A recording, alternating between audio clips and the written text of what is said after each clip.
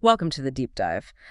This specific deep dive, we're calling it AI Daily Deep Dive. And it's interesting because this was actually researched and, well, generated entirely by AI using your sources. Exactly. So our goal today is pretty simple. Give you the absolute essentials, the top 5 AI news stories from today, June 12th, 2025. Quick and to the point. Sounds good. Where do we start? Okay, let's jump right in. First up, Meta. They're suing a company, Joy Timeline HK, over an AI app called Crush AI. Ah, yes, the Nudify app issue. Right. And the really interesting part is how this app apparently managed to, get around Meta's ad review process. Yeah, the sources mention, according to researcher Alexios Manzarlis, that Crush AI ran something like 8,000 ads 8,000. Wow. in just the first 2 weeks of 2025. Yeah. And apparently, 90% of their website traffic was coming straight from Facebook and Instagram. And get this, they kept changing their names, their domains, specifically to sneak these ads through. It sounds like a real game of cat and mouse. Definitely. So Meta's hitting back, developing new tech to spot even ads that aren't explicitly problematic, but still promote these services. And they're sharing information too, right? Through things like the Tech Coalition's Lantern program. Exactly. Trying to combat online child exploitation more broadly, it really highlights this ongoing challenge for platforms, Yeah. keeping things safe, especially with generative AI popping up everywhere. Makes sense. They're also backing legislation like the Take It Down Act. Right. Trying to speed up removal of harmful content. Okay, let's switch gears completely now. From legal fights to toys. Toys. Okay. Yeah, Mattel, the maker of Barbie, is partnering up with OpenAI. Oh, interesting. Mattel and OpenAI, what are they planning? Well, they're aiming to get their first AI-powered product out by late 2025. So AI integrated into the actual play experience. Seems like it. They're talking about innovation, but also really stressing privacy and safety, which you'd expect. Crucial, especially for kids' toys. Are they using AI elsewhere? Yeah, internally too. Things like ChatGPT Enterprise to, boost productivity, help with creative work across the business. Makes sense. It sort of feels like they're adapting to, well, economic pressures maybe. We heard about changing spending habits, supply chain costs. That's a good point. They did withdraw their annual forecast recently, citing some of those issues. So yeah, seeing a traditional company like Mattel dive into AI like this, it's fascinating. Balancing that potential for enhanced play with, like you said, the absolute need for parental trust. It's a big tightrope to walk. Definitely. Okay, next story. This one caused quite a stir. Wikipedia. Ah, the AI summaries proposal. Exactly. They wanted to add AI-generated summaries, simple article summaries, right at the top of mobile pages. The idea was better accessibility, right? Make complex topics easier to grasp quickly. That was the goal. But the reaction from the Wikipedia editors, oof, overwhelmingly negative. Yeah, I saw that. Big concerns about accuracy, potential AI hallucinations.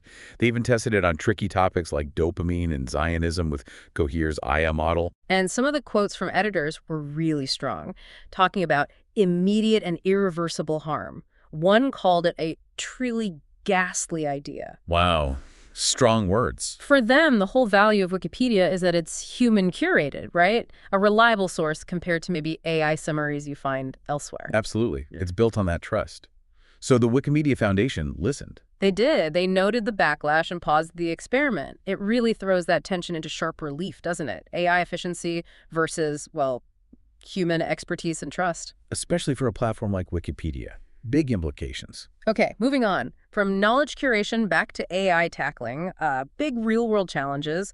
Google's working on a new AI model for forecasting tropical cyclones. Oh, interesting. How far out are they trying to predict? Up to 15 days. They're working with the U.S. National Hurricane Center and even launched a Weather Lab website to show off the models. 15 days. That's ambitious. Yeah. Any reason why now? Well, the sources mentioned adapting to cuts in federal weather research funding might be part of the motivation. Okay. And how's it performing? Early results sound pretty promising. They tested it on historical data from 2023, 2024, and their 5-day track predictions were, on average, 87 miles closer to the actual storm paths than the European Center's model. 87 miles closer on average. That's significant. It is. Though Google stresses, traditional methods are still vital, and this weather lab is just for research for now, not actual public forecasts. Right. Important caveat. But still, it definitely makes you wonder about the future role of, well, private companies and AI in critical public services, like weather prediction. Exactly. Okay, one last story. This one's a bit more philosophical, maybe. Oh, Go on. It's an idea from James Evans, a sociologist at the University of Chicago. He argues that trying to make AI think exactly like humans might actually be limiting its potential. Limiting it how? Limiting its ability to make truly novel discoveries. He's advocating for creating what he calls cognitive aliens. Cognitive aliens, meaning AI that thinks in fundamentally different ways. Precisely. He suggests current AI, especially large language models, might be too tied to human language, human ways of structuring knowledge.